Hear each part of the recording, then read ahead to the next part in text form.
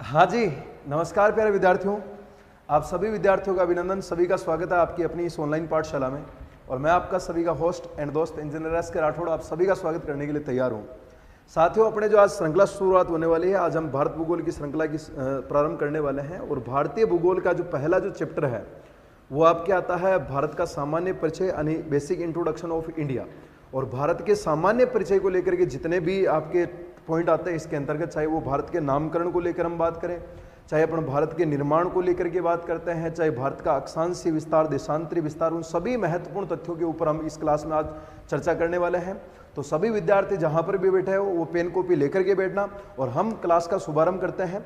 देखिए भाई, अपना जो आज का टॉपिक है ना, वो टॉपिक अपना कौन सा रहने वाला है, तो उस टॉपिक का नाम यहाँ पर अपने जो रहेगा उसका नाम आ जाएगा अपने भारत का सामान्य परिचय। अपने यहाँ पर टॉपिक का नाम रहने वाला है भाई, ये अपना यहाँ पर चैप्टर का नाम हो जाएगा भाई भारत का सामान्य परिचय।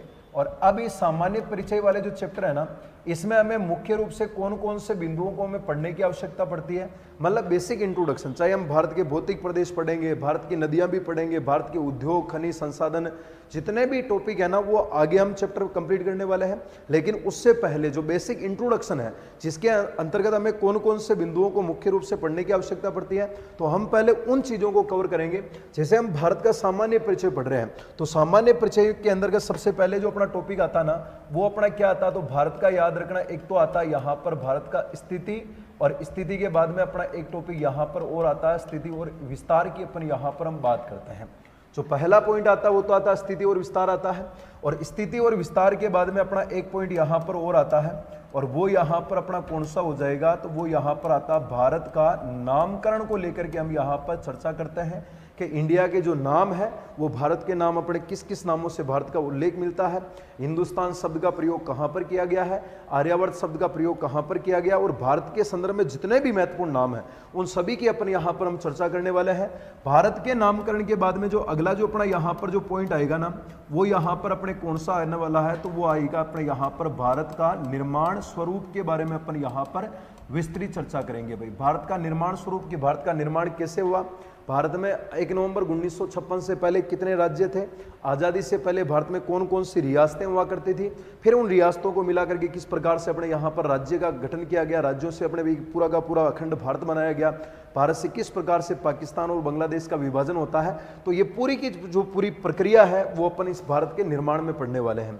और भारत के निर्माण के बाद में जो हम यहाँ पर एक टॉपिक यहाँ पर हम पढ़ेंगे, वो अपने यहाँ पर आता, वो आता क्षेत्रफल से संबंधित जितने भी बातें हो जाएगी ना, यानी कि क्षेत्रफल से संबंधित जितने भी महत्वपूर्ण पॉइंट आएंगे ना, वो हम यहाँ पर कवर करेंगे।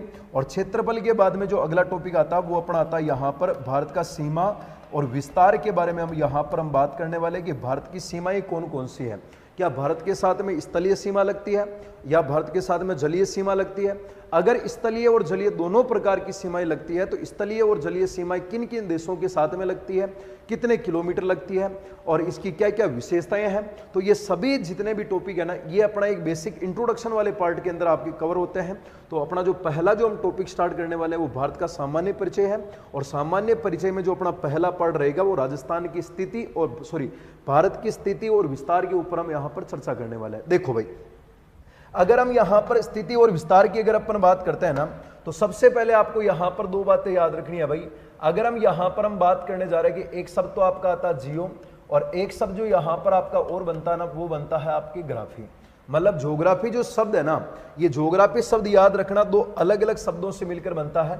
ज्योग्राफी जो शब्द है ना, इसमें आपको क्या बात याद रखनी कि ज्योग्राफी जो शब्द है ना, ये अपने याद रखना मेरे भाई कि लैटिन भाषा के दो शब्दों से मिलकर बना है। लैटिन भाषा से याद रखना इसकी उत्पत्ति मानी जाती है। ज्योग्राफी जो शब्द है ना, ये लैटिन भाषा से इसकी उत्पत्ति मानी जाती है। और लैटिन भाषा के अंदर भी दो मुख्य रूप से यहाँ पर आपके शब्द आते हैं, एक तो आता है जियो और एक शब्द आता है अपने ग्राफी। अगर हम इसके अर्थ की बात करते हैं ना, तो जियो का जो मतलब होता है वो जियो का मतलब यहाँ पर अपने पृथ्वी होता है, और ग्राफी जो होता है इस ग्राफी का मतलब अपने क्या होता है, तो ग्राफी का मतलब होता है यहाँ पर अपने वर्णन करना। यानी ज्योग्राफी वह विषय है जिसमें पूरी की पूरी पृथ्वी का वर्णन किया जाता है या पृथ्वी का अध्ययन किया जाता है, या स्टडी ऑफ अर्थ, पृथ्वी के बारे में जानकारी प्राप्त करना, वही विषय अपने क्या कहलाता है, ज्योग्राफी कहलाता। और कहीं ना कहीं ज्योग्राफी जो शब्द है ना, ये लैटिन भाषा का शब्द है, और इसे अपन हिंदी में क्या कहते हैं, तो भूगोल कहते हैं। अगला जो सवाल बनता है कि सर ज्योग्राफी में दो अलग अलग शब्द ले लिए आपने, लैटिन भाषा के दो अलग अलग शब्द है, जियो अलग है, ग्राफी अलग है, तो सर ये भूगोल का पिता किसे कहा जाता है, मतलब फादर ऑफ ज्योग्राफी किसे कहते हैं। और फादर ऑफ ज्योग्राफी से भी पहले अगर मैं यहां पर सामान्य सी में बात करता हूं आपके सामने, तो सर फादर ऑफ ज्योग्राफी से भी पहले अगर मैं बात करता हूं कि जो ज्योग्राफी शब्द है ना, अगर आपका सवाल यहां पर यह बनता मेरे भाई कि ज्योग्राफी शब्द का, यानी कि जो ज्योग्राफी शब्द है, इस ज्योग्राफी शब्द का सर्वप्रथम प्रयोग बताओ अपने किसने किया था। आपका जो यहां पर अपने सवाल ये बन रहा है कि ज्योग्राफी शब्द का सर्वप्रथम जो प्रयोग करने वाला व्यक्ति था वो प्रयोग बताओ अपने किसने किया था। तो आपका सीधा सीधा जो उत्तर यहां पर आएगा वो अपना यहां पर उत्तर सामान्य सा बनता है कि ज्योग्राफी शब्द का जो पहली बार जो प्रयोग करने वाला व्यक्ति था ना, उस व्यक्ति का नाम बताओ अपने क्या नाम था, इरेटोस्थनीज था। मतलब सामान्य सा सवाल आपसे पूछा जावे कि ज्योग्राफी जो शब्द है ये लैटिन भाषा के दो अलग अलग शब्दों से मिलकर बना है, जियो अलग है और ग्राफी अलग है। तो ज्योग्राफी शब्द जो है ये पहली बार किसने दिया था, तो आपका उत्तर आएगा ज्योग्राफी शब्द का पहली बार जो प्रयोग करने वाला व्यक्ति था वो भूगोलवेत्ता का नाम था इरेटोस्थनीज की, यहां पर हमने बात की जाती है। अगला अगर अपन यहां पर हम और बात करते हैं, अगला जो सवाल यहां पर अपने ये बनता है कि सर ज्योग्राफी के पिता अपने फादर ऑफ ज्योग्राफी के नाम से किसे पुकारा जाता है।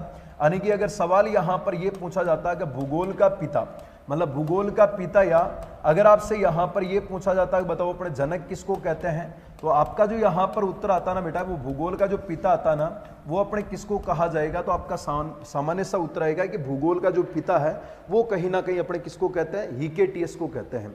तो ज्योग्राफी विषय के बारे में दो तीन मुख्य बातें याद रखना कि ज्योग्राफी ये लैटिन भाषा से इसकी उत्पत्ति मानी जाती है। लैटिन भाषा की इसमें दो अलग अलग शब्द है, जियो अलग है और ग्राफी अलग है। जियो का मतलब पृथ्वी होता है और ग्राफी का मतलब आपके वर्णन करना होता है। और ज्योग्राफी शब्द का सबसे पहली बार जो प्रयोग किया था वो प्रयोग आपके किसने किया था, तो वो प्रयोग आपके इरेटोस्थनीज ने किया था। और भूगोल का पिता या जो जनक है वो अपने किसको कहते हैं, तो आपका सामान्य सा उत्तर आएगा यहाँ पर हीकेटियस को कहा जाता है। ठीक है ना। अब हम इसी कड़ी में आगे की तरफ चलते हैं और अगला जो अपना यहाँ पर जो पॉइंट बनता है वो अपना यहाँ पर सवाल क्या निकल के आता मेरे भाई, तो एक शब्द आपने यहाँ पर कई बार आपके सामने चर्चा में आया होगा कि अगर हम यहाँ पर हम बात करते हैं ना कि एक शब्द आपके सामने यहाँ पर निकल के आता है कि सर ग्लोब क्या है। हम यहाँ पर बात करने वाले कि अगर हम भारत के अवस्थिति और विस्तार के बारे में अगर हम चर्चा कर रहे हैं तो सबसे पहले हमें ग्लोब के बारे में कुछ पता होना चाहिए कि ग्लोब क्या है और ग्लोब के ऊपर कौन कौन सी प्रकार की रेखाएं अपन खींचेंगे, तब जाकर के हम किसी भी स्थान की स्थिति और उसके अक्षांश के बारे में और उसके देशांतरों के बारे में हम पता लगा सकते हैं। तो सबसे पहले जो अपना पार्ट यहाँ पर आता है वो बनता है कि ग्लोब क्या है। तो ग्लोब के बारे में जब भी बात होती है ना, तो ग्लोब याद रखना भाई साहब, यह पृथ्वी का एक मॉडल है। मतलब अगर कोई पूछे ना कि ग्लोब क्या है तो आपका उत्तर आएगा ग्लोब जो है ना मेरे भाई, ये एक पृथ्वी का एक प्रकार से याद रखना भाई क्या आता है, तो पृथ्वी का मॉडल है। और अगर आपसे सवाल यहां पर यह पूछा जावे कि सर ग्लोब अगर पृथ्वी का मॉडल है तो ग्लोब का बताओ पहली बार जो निर्माण हुआ था ये कब किया गया था, तो ग्लोब का पहली बार निर्माण आपके 1492 में हुआ था। और अगर आपसे कोई पूछा जाता है कि 1492 में बताओ अपने ग्लोब का निर्माण किसने किया था, तो आपका उत्तर यहां पर आएगा कि सर जो ग्लोब का जो निर्माण करने वाला व्यक्ति था ना, उस व्यक्ति का नाम आपका यहां पर अपने क्या नाम आता, तो उस व्यक्ति का नाम आपके निकल के आता मार्टिन बेहम आता है। कि ग्लोब पृथ्वी का एक प्रकार से मॉडल है और ग्लोब का जो पहली बार निर्माण हुआ था वो 1492 में हुआ था। और किसने किया था, तो आपका सामान्य सा उत्तर आएगा कि ग्लोब का पहली बार निर्माण मार्टिन बेहम ने किया था। अब प्रश्न बनाएगा, देखो भाई अगर हम किसी भी इस विषय वस्तु के ऊपर अगर हम चर्चा कर रहे हैं ना, कोई भी सब्जेक्ट अगर हम पढ़ रहे हैं तो हर जगह पर क्यों शब्द लगेगा। और भूगोल जैसा जो एक सैद्धांतिक जो विषय है ना, वैज्ञानिक विषय है ज्योग्राफी, तो भूगोल के अंदर हर जगह पर क्यों लगेगा कि वास्तव में ऐसा क्यों हुआ था। हर जगह पर कुछ ना कुछ कारण आपके निकल के आता है। तो प्रश्न बना कि सर ग्लोब एक पृथ्वी का मॉडल है जिसका निर्माण 1492 के अंदर मार्टिन बेहम ने किया था। तो आपका सवाल बन गया सर कि ग्लोब का निर्माण क्यों किया गया था। ग्लोब कुछ इस प्रकार से आपके सामने देखा ही होगा आपने, पृथ्वी का मॉडल होता है। ये अपना यहाँ पर पृथ्वी है भाई, और ये पृथ्वी अपने एक्सिस के ऊपर यहाँ पर ये 23.5 डिग्री के अक्ष पर झुकी होती है। ये अपना एक प्रकार से ग्लोब है।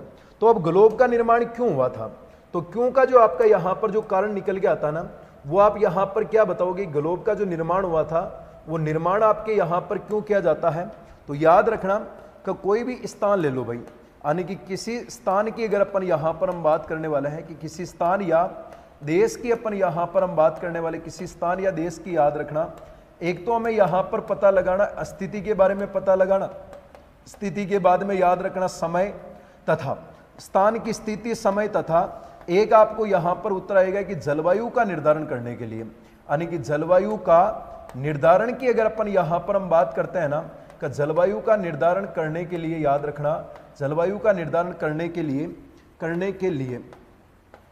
लिए याद रखना आपके किसका निर्माण किया जाता है, तो आपके यहां पर ग्लोब का निर्माण किया जाता है। मतलब कोई भी देश है, जैसे आप भारत की बात कर सकते हो या देश के अंदर कोई भी स्थान ले लो, जैसे कि भारत के अंदर आपका एक स्थान आता है राजस्थान, राजस्थान के अंदर भी पर्टिकुलर कोई भी एक एरिया ले सकते हो। तो कोई भी देश है या कोई भी स्थान है पूरी पृथ्वी के ऊपर, उसकी एक तो स्थिति का निर्धारण करना है, मतलब लोकेशन के बारे में पता लगाना है। हमें नहीं पता कि इतनी बड़ी जो हमारी पृथ्वी है, इस पृथ्वी के ऊपर हम बात करते हैं कि सर ये पृथ्वी का नॉर्थ पोल आता है, ये यहाँ पर अपने पृथ्वी का साउथ पोल आता है, ये हमारी पृथ्वी की पूर्व दिशा है और ये हमारी पृथ्वी की पश्चिम दिशा। तो हमें नहीं पता है कि हमारा भारत कहाँ पर है या हमारे भारत की स्थिति हमारे ग्लोब के ऊपर व्यवस्थित क्या आती है। तो एक तो स्थिति के बारे में पता लगाना है। स्थिति के बाद में जो अगला पॉइंट आता है वो आता है समय, यानी कि हमें नहीं पता कि अपना समय जो चलता है वो किसके अकॉर्डिंग चलता है। हमारे जो अभी जो समय टाइमिंग जो हो रहा है, चाहे 12 बज रही है, चाहे 6 बज रही है, चाहे 5 बज रही है, जो घड़ी में जो समय दिखाता है, ये समय किस के अकॉर्डिंग चलता है, समय का निर्धारण किन रेखाओं के द्वारा होता है। और एक आता है क्लाइमेट के बारे में आता है कि जलवायु जो हम निर्धारित करते हैं। हम कभी कहते हैं कि भारत के उत्तर में उपोष्ण कटिबंध जलवायु है, दक्षिण में उष्ण कटिबंध जलवायु है, मतलब ये जलवायु का निर्धारण किस प्रकार से होता है। तो कोई भी स्थान है, चाहे कोई भी देश है, पृथ्वी के ऊपर उसकी एक तो स्थिति के बाद में समय तथा जलवायु का निर्धारण करने के लिए आपके किसका निर्धारण किया जाता है, ग्लोब का निर्धारण किया जाता है। भाई ग्लोब का निर्माण किया गया। स्थिति का निर्धारण करने के लिए याद रखना, करने के लिए अपना जो ग्लोब है ना, स्थिति का निर्धारण करने के लिए ग्लोब पर याद रखना, ग्लोब पर दो प्रकार की अगर अपन यहां पर हम बात करते हैं तो आपका उत्तर आएगा कि दो प्रकार की यहां पर क्या खींची जाती है। तो आप यहां पर बताओगे सर कि ग्लोब के ऊपर दो प्रकार की यहां पर काल्पनिक रेखाएं खींची जाती है। भाई हमारे ग्लोब के ऊपर दो प्रकार की यहां पर याद रखना भाई काल्पनिक रेखाएं खींची जाती है। और अगर हमें यहां पर कोई पूछे ना सर ये जो दो प्रकार की जो काल्पनिक रेखाएं होती है ये वास्तविक रेखाएं नहीं है, सिर्फ और सिर्फ ये काल्पनिक रेखाएं हैं। हमारी किताबों के अंदर कल्पना हमने कर रखी है, रियल में ना तो कोई रेखा होती है, ना ग्लोब के ऊपर किसी प्रकार का ध्रुव वगैरह ऐसा निर्धारण किया गया है, सिर्फ और सिर्फ काल्पनिक रेखाएं होती है। और इन दो काल्पनिक रेखाओं का क्या क्या नाम आता है, तो एक रेखा का नाम तो यहां पर याद रखना अपने क्या नाम आता है, तो एक रेखा को तो हम यहां पर अक्षांश रेखा कहते हैं भाई। और जो दूसरी रेखा जो आपके यहां पर आती है ना, उस दूसरी रेखा को याद रखना भाई, हम यहां पर अपने क्या बोलते हैं, तो दूसरी रेखा को हम यहां पर देशांतर रेखा के नाम से जाना जाता है। अक्षांश बोले तो लेटीट्यूड कहते हैं और देशांतर बोले तो लॉन्गिट्यूड के नाम से हम उसे पुकारते हैं। भाई ये एक सामान्य सा इंट्रोडक्शन है, हमारी भूगोल विषय के बारे में भी है। और जहां से हम टॉपिक की शुरुआत करते हैं ना, तो आपको पता लग गया होगा कि जो अब हम टॉपिक पढ़ने वाले हैं, जैसा कि मैंने आपको पीछे वाली स्लाइड पे बताया था कि हम यहां पर भारत का सामान्य परिचय पढ़ रहे हैं। और सामान्य परिचय में जो पहला वाला जो चैप्टर अपना यहां पर आता है वो निकल के आता है भारत का अवस्थिति और विस्तार आता है। तो कोई भी स्थान है उस स्थान की एक तो स्थिति का निर्धारण करना है, स्थिति का निर्धारण करने के बाद में समय निकालेंगे और समय के बाद में हम किसी स्थान की जलवायु के बारे में निर्धारण करेंगे। तो अब किसी स्थान की स्थिति, समय और जलवायु का अगर हम निर्धारण करते हैं तो यहां पर हमें दो प्रकार की रेखाएं प्राप्त होती है। एक रेखा का नाम तो आपके आएगा अक्षांश रेखा और जो दूसरी रेखा आती है उस रेखा का नाम आता है देशांतर रेखा। ये दोनों ही काल्पनिक रेखाएं हैं जो ग्लोब के ऊपर खींची जाएगी। सवाल बनेगी सर ग्लोब क्या है, तो आपका उत्तर आएगा कि सर ग्लोब एक प्रकार का पृथ्वी का मॉडल है। इसका निर्माण कब हुआ था, तो आपका उत्तर आएगा सर 1492 में हुआ था। और ग्लोब का निर्माण बताओ किसने किया था, तो आप बताओगे सर मार्टिन बेहम ने किया था। ग्लोब का निर्माण कब हुआ था, 1492 में हुआ था। और सर किसने किया था, तो आप बताओगे मार्टिन बेहम ने किया था। क्यों किया था कि किसी स्थान या देश की स्थिति, समय और एक जलवायु का निर्धारण करने के लिए हमारे ग्लोब के ऊपर दो प्रकार की काल्पनिक रेखाएं खींची जाती है। और उन काल्पनिक रेखाओं में एक रेखा का नाम तो आता अक्षांश रेखा और एक रेखा का नाम आपके यहां पर आता देशांतर रेखा आता है। अब हम यहां पर अक्षांश और देशांतरों के बारे में चर्चा करेंगे। बहुत ही शानदार वाली तरीके से हम यहां पर अक्षांश और देशांतर की हम बात करने वाले हैं। तो पेन कॉपी लेकर के बैठना, कहीं जाना मत, हर एक चीज को इसी प्रकार से व्यवस्थित तरीके से नोट करते चलना। और जहां पर भी मुझे थ्योरी के रूप में लिखाने की आवश्यकता पड़ेगी मैं वहां पर लिखा दूंगा, बाकी इन वाले पॉइंटों को आप ऐसे कैसे ही नोट करते हुए चलना। भाई अब जो अपना अगला जो पॉइंट आता है, सबसे पहले जो हम यहां पर जो बात करने वाले हैं ना, सबसे पहले जो अपने यहां पर जो रेखाएं आती है ना, उन रेखाओं का नाम याद रखना मेरे भाई। यहां पर हम जो बात करने वाले हैं वो अपने याद रखना। सबसे पहले हम किसके बारे में बात करने वाले हैं, तो सबसे पहले अपन यहां पर जो हम बात करेंगे ना वो आपके याद रखना अक्षांश रेखाओं के बारे में बात करेंगे, यानी लेटीट्यूड जितने भी है ये कितने हैं, ये ग्लोब के ऊपर किस प्रकार से खींचे जाते हैं, इनकी क्या क्या विशेषताएं होती है, इन बिंदुओं के ऊपर हम सबसे पहले चर्चा करते हैं भाई। तो सबसे पहले हम यहां पर हम बात करने जा रहे हैं कि अपने सामने ये अपना यहां पर ग्लोब है भाई, और ग्लोब के ऊपर अगर अपन बात करते हैं ना तो ये वाला जो पोल है ना, ये वाला तो याद रखना यहां पर आपका नॉर्थ पोल कहलाता है, बोले तो याद रखना ये वाली आपके यहां पर उत्तर दिशा आ जाएगी, यहां पर जो ये वाली जो दिशा आती है ना ये अपने यहां पर दक्षिण आती है, और ये वाली दिशा यहां पर आपके पूर्व आ जाएगी भाई, और इधर वाली जो दिशा आपके आती है ना ये आपके यहां पर कौन से आती है, तो ये आपके यहां पर पश्चिम आती है। हमारे ग्लोब के ऊपर मैंने आपके सामने 4 दिशाएं बना रखी है, सबसे पहले उत्तर है, फिर दक्षिण है, और एक पूर्व आती है, और एक आपके सामने यहां पर पश्चिम निकल के आती है। अब सवाल क्या बनता है कि सर अक्षांश क्या होते हैं। पहली चीज तो नोट करके चलना कि अक्षांश जो रेखाएं है ना ये कोई वास्तविक रेखाएं नहीं है भाई, है ना। अक्षांश जो रेखा है ना ये कोई रियल में कोई अक्षांश रेखा ही नहीं है, रियल में कोई देशांतर रेखा ही नहीं है, ये सिर्फ और सिर्फ एक प्रकार की काल्पनिक रेखाएं हैं। अब सवाल ये बनता बेटा कि अक्षांश रेखाएं हमारे ग्लोब पर खींची कैसे जाती है। तो अक्षांश रेखाएं खींचने के लिए सबसे पहले आपको ग्लोब बनाना है, और ग्लोब के अंदर आपका सबसे पहले यहां पर आपको सेंटर पॉइंट बनाना है, मतलब केंद्र बनाने हैं। अब इस केंद्र से क्या करना है, आपको पूर्व में और पश्चिम की तरफ कोण बनाने हैं, और वो जो कोण बनाना है ना उन कोणों का मान कैसा होना चाहिए, तो आपका उत्तर आएगा सीधा सीधा कि सर जो कोणों का जो मान होता है ना वो एक समान होना चाहिए भाई। सर कैसे, फॉर एग्जांपल के तौर पर मैं बताऊं भाई, जैसे कि मैंने आपको कहा कि कोण बनाते हैं भाई, और कोण बनाने के लिए आप किसका प्रयोग करते हो, तो चंदे का प्रयोग करते हो। यहां पर 90 डिग्री आता है, इधर 0 डिग्री आता है, यहां पर 0 डिग्री आता है, ये आपका केंद्र है भाई, इधर 10 20 30 करके इधर 90 आता है, इधर 10 20 30 करके इधर 90 आता है। तो ये जो चंदा है ना इस चंदे को आपको यहां पर पृथ्वी के केंद्र में जड़ना है। जैसे कि मैं आपको कहूं कि सर यहां पर मैंने पृथ्वी का केंद्र बनाया, और ये मैंने आपको यहां पर चंदा रख दिया, ये आपका यहां पर 90 डिग्री आ गया, ये अपना 0 डिग्री आ गया, ये 0 डिग्री आ गया, एक मैंने इधर रखा, ये आपका यहां पर 90 डिग्री आ गया, और ये इस प्रकार से आपके सामने यहां पर मैंने चंदा रख रखा, पूरी पृथ्वी के केंद्र के ऊपर रख दिया भाई। अब चलना है हमें कोणात्मक दूरी बनानी है भाई। अब अगर अपन कोण बनाएंगे ना तो सबसे पहले मैं यहां से चलता हूं और मैं कोण बनाने की कोशिश करता हूं भाई। तो सबसे पहले मैं यहां से इधर चल रहा हूं, जैसे कि अगर मैं यहां से चलता हूं इधर, और सबसे पहले मैं यहां से गया इधर, और मैंने यहां पर इस वाला जो बिंदु है ना यहां पर, इस वाले बिंदु पर मैंने यहां पर अपने डिग्री बना दिया, 0 डिग्री का कोण बना दिया भाई। सबसे पहले मैंने इधर बनाया 0 डिग्री का कोण, और मैं अब इधर भी चलूंगा तो इधर भी याद रखना मैंने यहां पर जो कोण बनाऊंगा ना ये वाला कोण भी होना चाहिए 0 डिग्री का होना चाहिए, क्योंकि दोनों तरफ जो कोणों का मान आएगा ना वो दोनों तरफ कोणों का मान समान होना चाहिए भाई। अब इन दोनों ही कोण जो होता है ना, इन दोनों ही कोणों को मिलाने वाली जो एक काल्पनिक रेखा होती है ना, इस काल्पनिक रेखा को हम कहते हैं अक्षांश रेखा कहते हैं। और ये जो सबसे पहले जो हमने पृथ्वी के केंद्र से जो 0 डिग्री के कोण बनाए ना, अब ये वाली जो रेखा आएगी ना, इस वाली रेखा का नाम क्या आएगा, तो आपका सामान्य सा उत्तर बनेगा कि सर जो ये वाली जो रेखा आएगी ना, इस वाली रेखा को याद रखना हम क्या कहते हैं, तो आपका उत्तर आएगा सर इससे 0 डिग्री अक्षांश रेखा कहते हैं। ये आपके सामने 0 डिग्री है भाई, यानी सामान्य सी बात है कि पृथ्वी के केंद्र से, ये जो पृथ्वी का केंद्र है, इस पृथ्वी के केंद्र से जो परिधि आती है ना, पृथ्वी के केंद्र से जो परिधि है, इस परिधि के ऊपर खींची गई जो कोणात्मक दूरी होती है ना, इस कोणात्मक दूरी को मिलाने वाली जो आडी रेखाएं होती है ना, उन आडी रेखाओं को हम अक्षांश कहते हैं।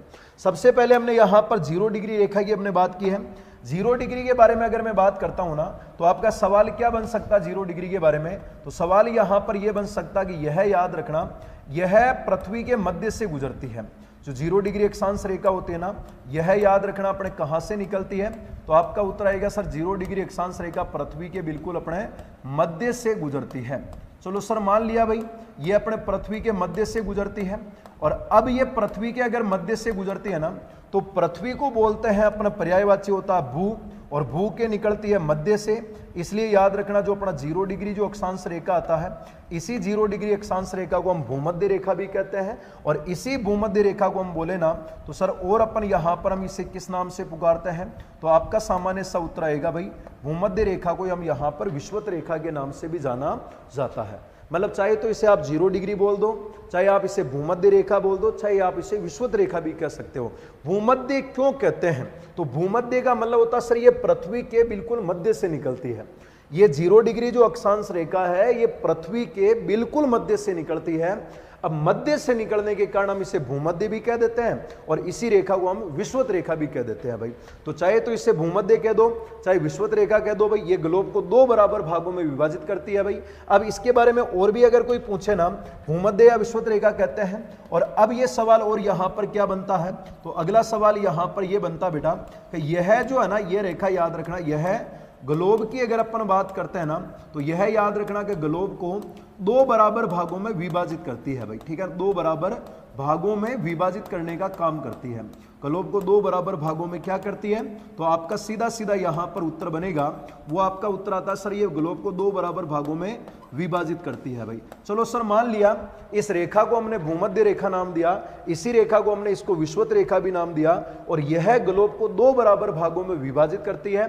सर अब ये 2 बराबर भाग होते कौन कौन से है भाई, तो सबसे पहला जो भाग आएगा ना, अगर आप यहां से ऊपर की तरफ चलते हो ना, तो जो पहला वाला जो भाग आपका यहां पर निकल के आता है, इस वाले जो गोलार्ध आता है ना, इस वाले गोलार्ध को हम यहां पर उत्तरी गोलार्ध कहते हैं। इंग्लिश में बोलते हैं इसे नॉर्दर्न हेमिस्फीयर कहते हैं, ध्यान रखना। अक्षांश को इंग्लिश में लेटीट्यूड कहते हैं और भूमध्य रेखा को इंग्लिश में इक्वेटर के नाम से जानते हैं। अगर कोई विद्यार्थी इंग्लिश मीडियम का बैठा है तो वो टर्मिनोलॉजी थोड़ी सी देख लेना भाई। अक्षांश को इंग्लिश में लेटीट्यूड कहते हैं और इक्वेटर याद रखना भूमध्य रेखा या विषुवत रेखा को कहते हैं। ये भूमध्य रेखा या विषुवत रेखा पृथ्वी के अर्थ के बिल्कुल मिड से होकर निकलती है, और अगर ये बीच में से निकलेगी ना, इसे हमने नाम दिया भूमध्य, भूमध्य को नाम दिया विषुवत। जैसे इस रेखा का जो मान आता है ना, कोणात्मक मान, वो अपना इसका नाम 0 डिग्री अक्षांश रेखा है, और ये पृथ्वी को 2 बराबर भागों में विभाजित करती है। सर ये 2 बराबर भाग कौन कौन से हैं, तो उत्तर आएगा सर एक तो उत्तरी गोलार्ध है। चलो अच्छी बात है सर, एक तो उत्तरी गोलार्ध हो गया, और एक और अपना यहां पर कौन सा आता है, तो एक भाग जो आपका यहां पर आएगा मेरे भाई, वो आपका यहां पर याद रखना भाई। दूसरा जो भाग आपका यहां पर आता है, वो वाला भाग आपका यहां पर दक्षिणी गोलार्ध आता है। एक तो आएगा उत्तरी गोलार्ध और एक आता है यहां पर दक्षिणी गोलार्ध। और अगर हम यहां पर हम बात करते हैं ना, तो उत्तरी गोलार्ध और दक्षिणी गोलार्ध है, और अपना जो यहां पर जो भारतीय भूभाग लगता है ना, ये भारत आपका यहां पर लगता है भाई। ये आपका जो भारत लगेगा ना, ये भारत, ध्यान रहे भाई, ये जो आपका यहां पर भारत आता है, ये भारत याद रखना भाई आपका यहां पर इस जगह पर आपका याद रखना। भारत का मानचित्र मैंने बना रखा है, मतलब ये जो आपका सामने जो देश बनाया मैंने, ये वाला जो देश आता है ना, ये देश आपका बताओ कौन सा आता है, तो भारत आपका यहां पर निकल के आता है, ये आपका भारत है भाई। तो सबसे पहले मैं आपके सामने यहां पर अक्षांश की परिभाषा लिखता हूं कि सर अक्षांश का मतलब क्या होता है। तो अक्षांश की जो परिभाषा होती है ना, वो अपने क्या होती है, तो याद रखना अक्षांश का मतलब होता है कि पृथ्वी के केंद्र से, सुनना मेरी बात है कि अगर अपन यहां पर हम बात करते हैं कि पृथ्वी के केंद्र से, याद रखना पृथ्वी के केंद्र से अगर हम चलते हैं, तो याद रखना कि पृथ्वी के केंद्र से परिधि पर, पृथ्वी के केंद्र से परिधि पर याद रखना खींची गई जो कोणात्मक दूरी होती है ना, खींची गई, याद रखना कोणात्मक दूरी, खींची गई जो कोणात्मक आपके सामने जो यहां पर खींची गई कोणात्मक दूरी को, खींची गई कोणात्मक दूरी को मिलाने वाली जो आड़ी रेखा होती है ना, खींची गई कोणात्मक दूरी को याद रखना मिलाने वाली आड़ी रेखा, मिलाने वाली जो आपके यहां पर जो आड़ी रेखा होती है, मिलाने वाली आड़ी रेखा, आड़ी रेखा को याद रखना हम कौन सी रेखा कहते हैं, तो मिलाने वाली आड़ी रेखा को याद रखना आपके यहां पर हम कौन सी रेखा कहते हैं, तो आपका उत्तर आएगा अक्षांश रेखा कहा जाता है भाई। तो अक्षांश रेखा याद रखना उसे अपन कहा जाता है। एक तो ये वाला पॉइंट भी आपको यहां पर थोड़ा सा ध्यान रखना है कि पृथ्वी का जो केंद्र है ना, ये अपने यहां पर हमने पृथ्वी का केंद्र बना दिया भाई। सबसे पहले अगर हमने ये वाला जो पृथ्वी का केंद्र आपके सामने यहां पर बनाया है, इस पृथ्वी के केंद्र से मैं इधर गया तो भी मैंने 0 डिग्री का कोण बनाया है, और इधर आता हूं तो भी मैंने 0 डिग्री का कोण बनाया है, और इन दोनों ही 0 डिग्री को आपस में एक आड़ी रेखा की सहायता से मिला दिया, तो ये जो रेखा आएगी ना, वो एक 0 डिग्री अक्षांश रेखा आ जाएगी। तो पृथ्वी का केंद्र है, पृथ्वी के केंद्र से परिधि के ऊपर, पृथ्वी के केंद्र से परिधि पर खींची गई जो कोणात्मक दूरी होती है, और कोणात्मक दूरी का मान हमेशा समान होना चाहिए। अगर आप उधर 10 डिग्री का कोण बना रहे हो ना, तो इधर भी आपके 10 डिग्री होनी चाहिए। अगर उधर 50 बनाते हो ना, तो इधर भी आपका 50 होना चाहिए भाई। तो इन मिलाने वाली आड़ी रेखा जो होती है ना, इस आड़ी रेखा को हम यहां पर क्या कहते हैं भाई, तो इस प्रकार की आड़ी रेखा को हम यहां पर अक्षांश रेखाओं के नाम से जाना जाता है। अब एक सवाल और बनता बेटा यहां पर अक्षांश रेखाओं के बाद में, कि सबसे पहले जो हम यहां पर हम बात करते हैं ना, एक पॉइंट आपको यहां पर याद रखना मेरे भाई, कि अक्षांश जो रेखाएं होती है ना, अगर हम यहां पर हम बात करते हैं कि जो अक्षांश जो रेखाएं होती है ना, अक्षांश रेखाएं याद रखना कैसी होती है, तो अक्षांश रेखाएं याद रखना अपने कैसी होती है, तो आपका सीधा सीधा उत्तर आएगा अक्षांश रेखाएं जो होती है ना, ये अपन को याद रखना मेरे भाई यहां पर अपने वर्ताकार होती है भाई। अगर कोई पूछ सके सर ये अक्षांश रेखाएं कैसी होती है, तो अक्षांश रेखाएं वर्ताकार होती है।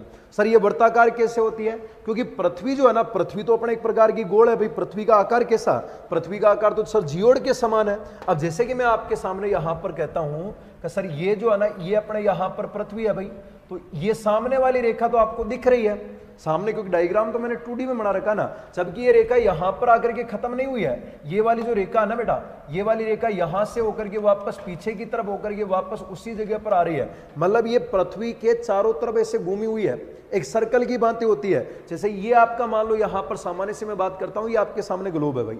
अब अक्षांश यहां से शुरू हुई है, यहां पर आके खत्म नहीं हुई है, आपको सामने वाली दिख रही है, क्योंकि डायग्राम जो है ना ये आपके 2D में बना हुआ, द्विविमीय आकृति में आपके सामने डायग्राम बना हुआ है, जबकि पृथ्वी तो पूरी गोल है भाई। तो ये रेखा यहां से शुरू होगी, यहां पर आएगी और फिर वापस पुनः पीछे होकर के वापस इधर आती है, मतलब ये पृथ्वी के चारों तरफ ऐसे घूम जाती है। ये मेरा सिर जैसे ग्लोब है ना, तो इसके चारों तरफ घूमती है, मतलब अक्षांश रेखाएं कैसी होती है, तो आपका सामान्य से उत्तर आएगा सर जो अक्षांश रेखाएं होती है ना, वो अपने वर्ताकार होती है। अक्षांश रेखाएं कैसी होती है भाई, वर्ताकार होती है। अब आपका एक सवाल और बनता भाई, जैसे कि मैंने आपके सामने यहां पर कहा कि सर ये अपना ग्लोब है, सबसे पहले आपने यहां पर कह दिया कि सर पृथ्वी के बीच में जो आपकी रेखा निकल रही है ना, इस रेखा का आपने यहां पर नाम दे दिया कि सर ये वाली जो रेखा ना, इसका नाम भूमध्य रेखा है। भूमध्य रेखा से जो ऊपर वाला जो भाग आएगा, इस वाले भाग का नाम आपका यहां पर उत्तरी गोलार्ध आता है, और जो नीचे वाला जो भाग आता ना, इस नीचे वाले जो भाग आता है, इस नीचे वाले भाग को हम यहां पर दक्षिणी गोलार्ध कहते हैं। एक तो नॉर्दर्न हेमिस्फीयर है, एक अपना साउदर्न हेमिस्फीयर है भाई। अब ऊपर की तरफ चलेंगे ना, तो यहां पर आएगा 1 डिग्री उत्तरी अक्षांश आएगा, ये अपना 1 डिग्री उत्तरी अक्षांश लगेगा, क्योंकि ये उत्तरी गोलार्ध में चल रहे हैं। और जैसे ही अपन नीचे की तरफ चलेंगे ना, तो यहां पर अपना 1 डिग्री दक्षिणी अक्षांश आएगा, मतलब ऊपर की तरफ नॉर्थ लगेगा, नीचे की तरफ साउथ लगेगा। 1 डिग्री उत्तर अक्षांश आएगी तो 1 डिग्री अपने दक्षिणी अक्षांश आएगी, क्योंकि 0 डिग्री ने हमारी पृथ्वी के 2 बराबर भाग कर रखे हैं, उत्तरी गोलार्ध भी कर रखा है, दक्षिणी गोलार्ध भी कर रखा है। उत्तरी गोलार्ध में लगेगा उत्तरी अक्षांश, दक्षिणी गोलार्ध में लगेगा दक्षिणी अक्षांश। अगर अपन ऊपर की तरफ चलेंगे तो यहां पर 2 डिग्री नॉर्थ आएगा, तो नीचे की तरफ याद रखना मेरे भाई यहां पर अपने 2 डिग्री साउथ आएगा, मतलब ऊपर की तरफ उत्तरी अक्षांश आएगा, नीचे की तरफ दक्षिणी अक्षांश आएगा। ऐसे ही जैसे जैसे अपन ऊपर की तरफ चलेंगे ना, अक्षांश रेखाओं की लंबाई कम होगी भाई। देखो भाई यहां पर ये भूमध्य रेखा इतनी लंबी थी, फिर थोड़ी सी लंबाई कम हो गई, और लंबाई कम हो गई, फिर और लंबाई कम हो गई, और लंबाई कम हो गई। लास्ट में यहां पर एक बिंदु आता है ये वाला, और लास्ट में जो बिंदु आता ना, ये 90 डिग्री नॉर्थ वाला आता है, 90 डिग्री नॉर्थ आता है, उत्तरी अक्षांश आता है। और ऐसे ही नीचे की तरफ चलेंगे ना, तो भी याद रखना आपके यहां पर लंबाई कम होती है, लास्ट में जाते हैं तो यहां पर आपका 90 डिग्री याद रखना दक्षिण वाला आता है, साउथ अक्षांश आता है।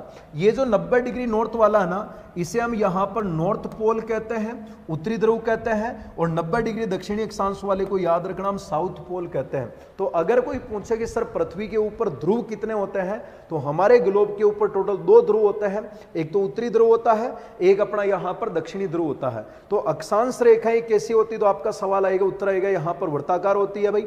फिर अगर हम यहां पर हम बात करते हैं ना, तो अगला पॉइंट यहां पर अपने क्या बनता है, अगला पॉइंट यहां पर बनता है सर जो हमारे ग्लोब होता है ना, इस ग्लोब के ऊपर बताओ अपने सर की टोटल अक्षांश कितने होते हैं, कुल अक्षांश कितने होते हैं भाई, मतलब टोटल अक्षांश मतलब टोटल कोण अपने कितने बनाए हैं। तो आप यहां पर बताओगे सर 90 डिग्री तो ऊपर वाले होते हैं, मतलब 90 डिग्री नॉर्थ वाले हैं, प्लस आप कहोगे सर 90 डिग्री नीचे वाले हैं, मतलब 90 डिग्री आपके साउथ वाले हैं, प्लस अगर आप कहोगे सर कि एक ये वाली भी तो है भूमध्य रेखा, तो भूमध्य रेखा एक भूमध्य रेखा है, तीनों को अगर जोड़ते हो तो 90 और 90 180 है, और एक आपका 181 आते हैं। तो हमारी पृथ्वी के ऊपर जो टोटल अक्षांशों की जो संख्या होती है ना, वो अपना जो कुल अक्षांश होते हैं ना, वो कुल अक्षांश बताओ अपने कितने होते हैं। तो आपका उत्तर आएगा यहां पर सर 181 होते हैं, 181 हमारी ग्लोब के ऊपर कुल अक्षांश आपके यहां पर हो जाते हैं।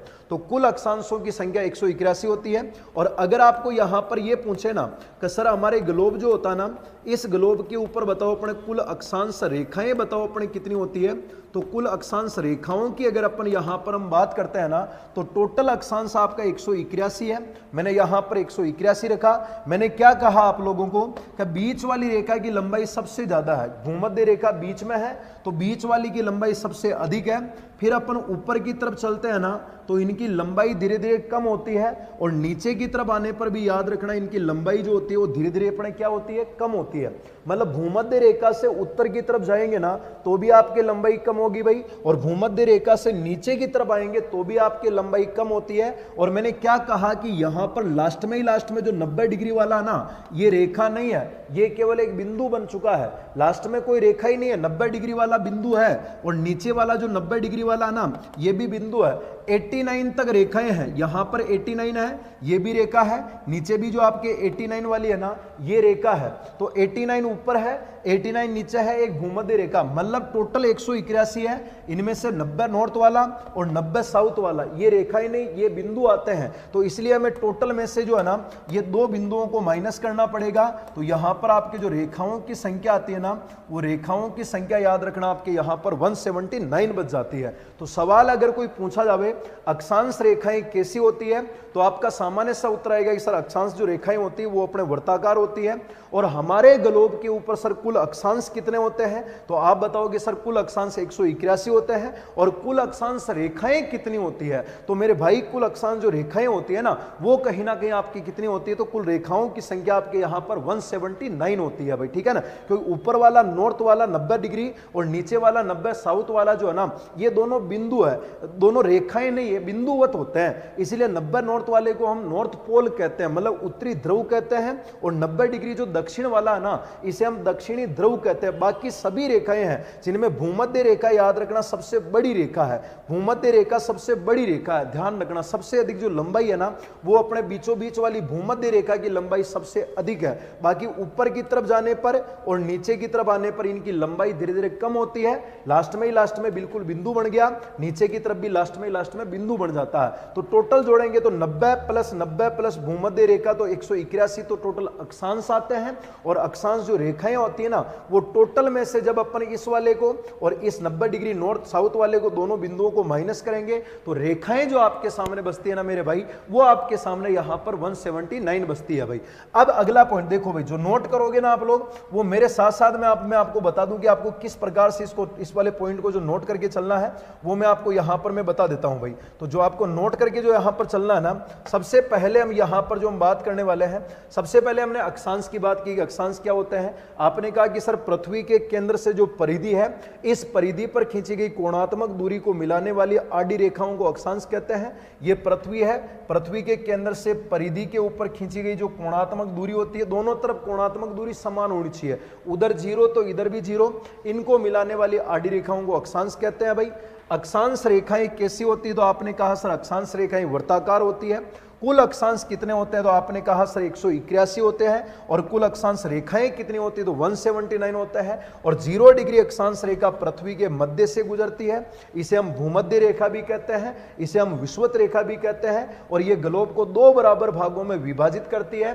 सबसे पहला उत्तरी गोलार्ध आएगा, दूसरा दक्षिणी गोलार्ध आएगा। और जो आपका भारत जो आता है ना बेटा, ये भारत आपका याद रखना, बताओ कौन से गोलार्ध में आता है, तो आपका जो भारत आएगा ना, ये अपना याद रखना भाई उत्तरी गोलार्ध में स्थित है भाई। मतलब आपका सवाल यहां पर क्या बन सकता है, इस वाले पॉइंट को भी मैं लिख देता हूं भाई, कि आपका जो सवाल यहां पर ये बनेगा कि आप जैसे कि लाइन के अंदर जो नोट करना चाह रहे हो ना, तो वहां पर ये लिखना कि भूमध्य रेखा के सापेक्ष, अगर हम यहां पर हम बात करते हैं ना कि भूमध्य रेखा के सापेक्ष याद रखना, भूमध्य रेखा के सापेक्ष याद रखना, भारत उत्तरी गोलार्ध में स्थित है। भूमध्य रेखा के सापेक्ष याद रखना, जो भारत आता ना, ये भारत आपका बताओ कौन से गोलार्ध में आता है, तो भारत याद रखना उत्तरी गोलार्ध में स्थित आता है। यानी कि भूमध्य रेखा से याद रखना अपना जो भारत आएगा, वो भारत कहीं ना कहीं अपने कौन से गोलार्ध में आएगा, तो आप यहां पर बताओगे सर अपना जो भारत है वो अपना उत्तरी गोलार्ध में आता है। दैट्स क्लियर यहां तक भाई। तो भूमध्य रेखा के अकॉर्डिंग जो आपका भारत आता ना, वो अपना उत्तरी गोलार्ध में आता है। एक सवाल तो ये बनता है भाई। अगला सवाल और क्या बनता, तो अगला सवाल यहां पर ये बनता है, ये अपना भारत है भाई, ठीक है ना। ये अपना यहां पर इंडिया का जो मानचित्र मैंने आपके सामने बना रखा है, ये अपना यहां पर पूरा का पूरा ये अपना भारत निकल के आता है। ये अपना यहां पर कंट्री आ गया, भारत आ गया।